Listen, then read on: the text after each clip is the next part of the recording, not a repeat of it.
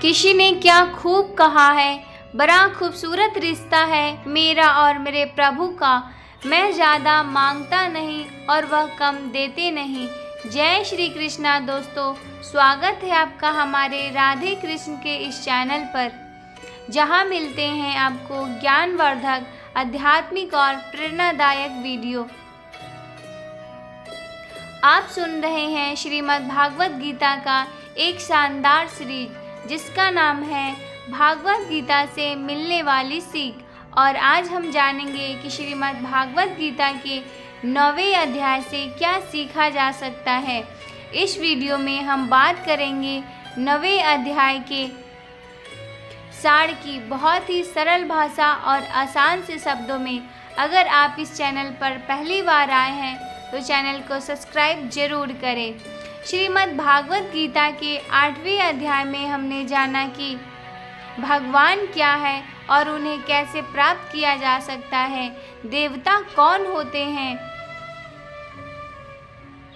यह संसार कैसे चलता है और क्यों हमें आज ही कठिन परिश्रम में लग जाना चाहिए। श्रीमद् भागवत गीता के 9वें अध्याय में हम जानेंगे कि भगवान की परम महिमा क्या है।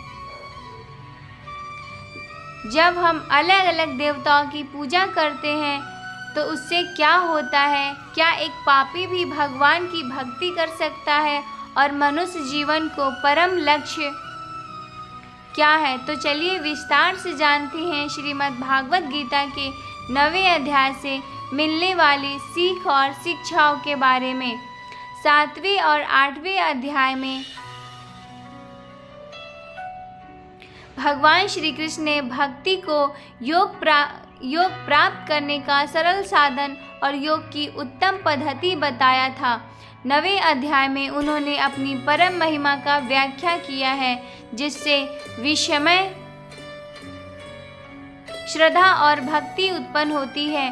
वे यह बोध कराते हैं कि यद्यपि वे अर्जुन के सम्मुख साकार रूप में खड़े हुए हैं, किंतु उन्हें मनुष्य के रूप में मानने की दुर्भावना धारणा नहीं करना चाहिए। वे स्पष्ट कहते हैं कि वे समस्त प्राकृतिक शक्तियों के अध्यक्ष हैं और सृष्टि सृजन के आरंभ में अनगिनत जीवों के जीव रूपों को उत्पन्न करते हैं और प्रलय के समय वापस उन्हें अपने में विलीन कर लेते हैं तथा सृष्टि के अगले चक्र में उन्हें पुनः प्रकट करते हैं। जिस प्रकार से शक्तिशाली वायु सभी स्थानों पर प्रवाहित होती है और सदैव आकाश में स्थिर रहती है, उसी प्रकार से सभी जीव भगवान में निवास करते हैं। फिर भी वे अपनी योग माया शक्ति द्वारा तटस्थ पर्यवेक्षक बने रहकर इन सभी गतिविधियों से विलय और विरक्त रहते हैं। केवल भगवान ही आराधना का एकमात्र लक्ष्य है। इसे स्पष्ट करते हुए भगवान श्री कृष्ण विभिन्न प्रकार के हिंदू देवी देवताओं की पूजा के मिथ्या भ्रम का समाधान करते हैं। भगवान सभी प्राणियों के लक्ष्य सहायक शरणादाता और सच्चे मित्र है। श्री कृष्ण दृढ़तापूर्वक कहते हैं कि वे ना तो किसी का पक्ष लेते हैं और ना ही किसी की अपेक्षा करते हैं। वे सभी प्राणियों के प्रति निष्पक्ष रहते हैं, यहाँ तक कि अधम पापी भी यदि उनकी शरण में आते हैं तब भी वे प्रसन्नता से उनको अपनाते हैं और उन्हें शीघ्र सद्गुणी बनाकर पवित्र कर देते हैं। वे वचन देते हैं कि उनके भक्त का कभी पतन नहीं होगा। अपने भक्तों के हृदय में आसीन होकर वे उनके अभावों की पूर्ति करते हैं और जो पहले से उनके स्वामित्व में होता है वे उसकी रक्षा भी करते हैं।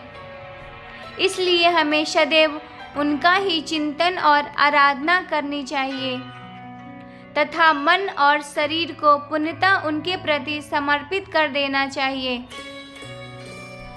अपना परम लक्ष्य बनाना चाहिए। 9वें अध्याय के प्रथम श्लोक में भगवान श्री कृष्ण कहते हैं कि हे अर्जुन, क्योंकि तुम मुझ में ईर्ष्या नहीं करते, इसलिए मैं तुम्हें विज्ञान सहित परम गूढ़ ज्ञान बताऊंगा, जिसे जानकर तुम भौतिक जगत के कष्टों से मुक्त हो जाओगे। भगवान श्री कृष्ण अपने मित्र अर्जुन से कहते हैं कि हे अर्जुन, मैं तुम्हारे लिए परम गोपनीय ज्ञान कहने जा रहा हूँ और इसे विज्ञान सहित कहने जा रहा हूँ। भगवान श्री कृष्ण कहते हैं कि यह जो ज्ञान है वह सभी विद्याओं का राजा है। यहाँ विद्या का मतलब सामान्य शिक्षा से नहीं है। यह वो विद्या है जिसके पास भी है वह विद्या आ गई है। यह विद्या उसे उठाकर परम धाम मोक्ष तक, निर्वाण तक पहुंचा देती है। अगर आप कभी रिद्धि सिद्धियों में उलझ जाते हैं तो साफ है कि वह अविज्ञा जो है वह असफल हो गई, क्योंकि भगवान श्री कृष्ण कहते हैं कि एक बार अगर इस रास्ते पर चल दिए तो बीच में रिद्धि सिद्धियाँ भी मिलेगी, लेकिन उसमें भटकना या अटकना नहीं है। हमें वहाँ तक पहुँचना है जो हमारी मंजिल है, जो आखिरी छोर है, जिसे परम धाम मोक्ष कहा जाता है। भगवान श्री कृष्ण कहते हैं कि मुझ अव्यक्त स्वरूप में यह सारा जगत व्याप्त है, यानी कि मैं जिस स्वरूप में स्थित हूँ वह सर्वत्र है। सारे प्राणी मुझ में स्थान पाए हैं, किंतु मैं उनमें स्थित नहीं हूँ। वे मनुष्य जो मुझ में श्रद्धा नहीं रखते, वे इस संसार में बार बार दुख भोगने के लिए आते रहते हैं और यहाँ से जाते रहते हैं। मैं ही इस संसार को बार बार बनाता हूँ और मिटाता भी हूँ। हे कुंती पुत्र, एक कल्प के अंत में सभी प्राणी मेरे आदि प्राकृत शक्ति में विलीन हो जाते हैं और अगली सृष्टि के आरंभ में मैं उन्हें पुनः प्रकट कर देता हूँ। प्राकृत शक्ति का अध्यक्ष होने के कारण मैं बारंबार असंख्य योनियों के जीवों को उनकी प्रकृति के प्रभाव के अनुसार पुनः पुनः उत्पन्न करता रहता हूँ। भगवान कहते हैं, हे अर्जुन, कल्प का जो विलय काल है उसमें सब मेरी जो प्रकृति है, मेरा जो स्वभाव है उसे प्राप्त होते हैं, और अल्प का जो आदि है उसको मैं बारंबार रचता हूँ, बारंबार सजाता हूँ। कल्प का मतलब है भगवान की तरफ जब आपकी दृष्टि हो जाती है, जब आपका प्रेम उमड़ जाता है, जब आप उस रास्ते पर चल देते हैं, वह परिवर्तन आपके अंदर आने लगता है। तो यहाँ से वह आरंभ होता है, यहाँ से वह शुरुआत होती है। और जब आप उस भाव को प्राप्त हो जाते हैं तो कल्प का अंतिम छोर आ जाता है, और अपना कर्म तो करके वह जो उपचार है वह भी समाप्त हो जाते हैं। भगवान कहते हैं कि एक रचयिता तो मैं ही हूँ जो भूतों को कल्प के लिए प्रेरित करता हूँ, और दूसरी जो रचता है वह प्रकृति है जो मेरी अध्यक्षता में, मेरी उपस्थिति में इन भूतों को रचती है। श्री कृष्ण कहते हैं, हे कि कुंती पुत्र, यह प्राकृत शक्ति मेरी आज्ञा से चर और अचर प्राणियों को उत्पन्न करती है। इसी कारण भौतिक जगत में परिवर्तन होते रहते हैं। यह जान लो कि जिस प्रकार प्रबल वायु प्रत्येक स्थान पर प्रवाहित होती है और आकाश में जाकर स्थित हो जाती है, वैसे ही सभी जीव सदैव मुझ में स्थित रहते हैं।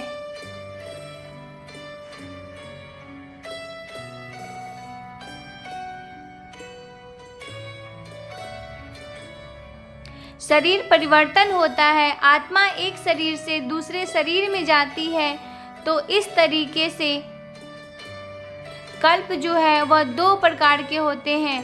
उनको यहाँ पर भगवान श्री कृष्ण ने समझाना चाहा कि ऐसा कहा जाता है कि चारों युग बीतने पर एक कल्प पूर्ण होता है, फिर महाप्रलय होता है। लेकिन इसका यथार्थ में जो अर्थ है वह यह है कि जब तक आप यानी आत्मा अलग है और परमात्मा अलग है, तब तक यह गुण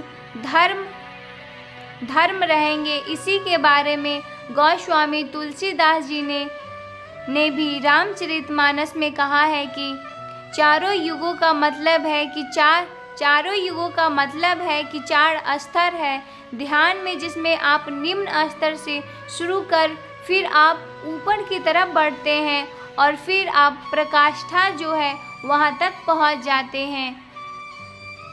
फिर आप अंतिम स्तर पर अर्थात उस परम धाम मोक्ष तक पहुँच जाते हैं।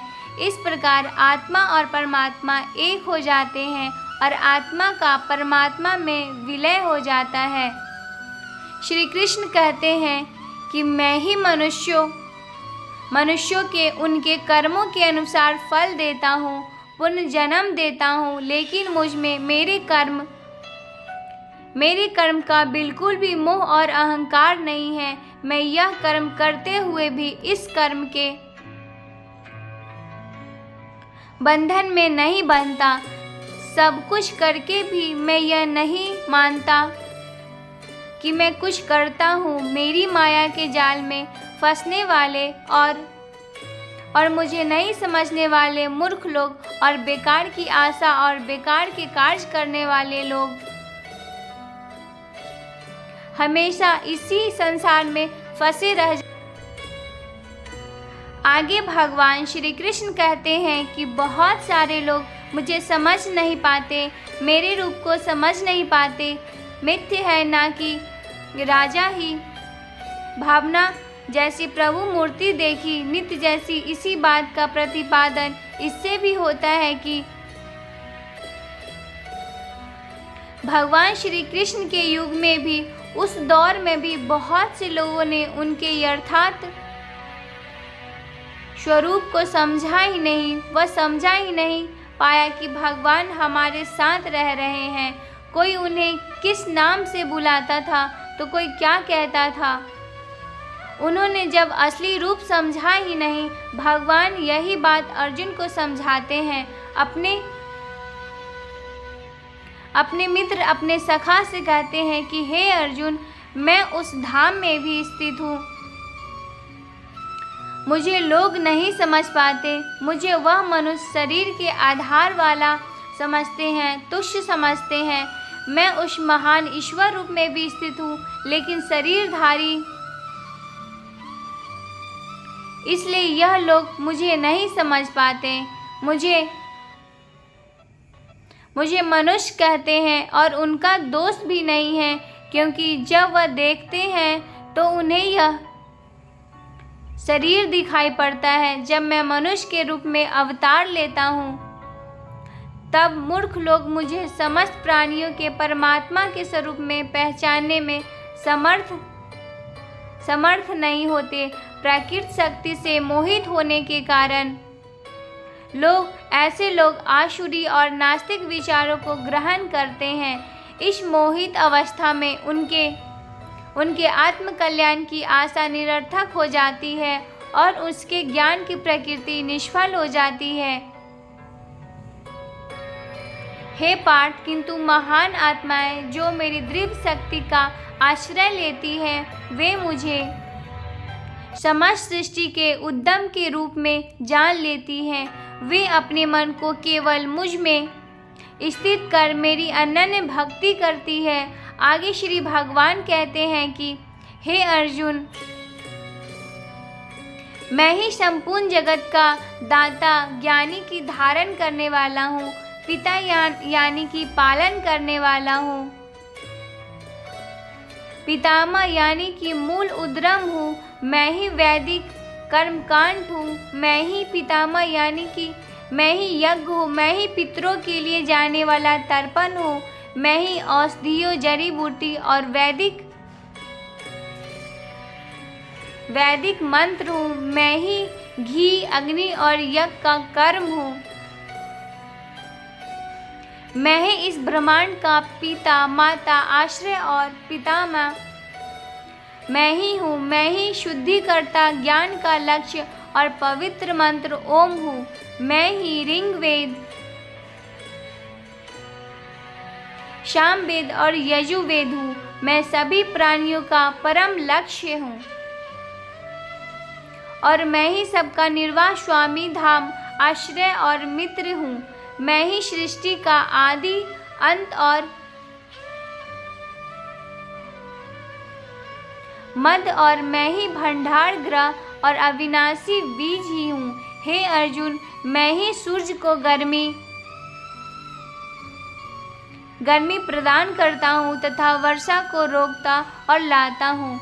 मैं अचर तत्व और उसी प्रकार मैं साक्षात मृत्यु हूँ। मैं ही आत्मा और उसी प्रकार मैं ही पदार्थ हूँ। जो वेदों को पढ़कर स्वर्ग प्राप्ति के लिए मेरी पूजा करते हैं,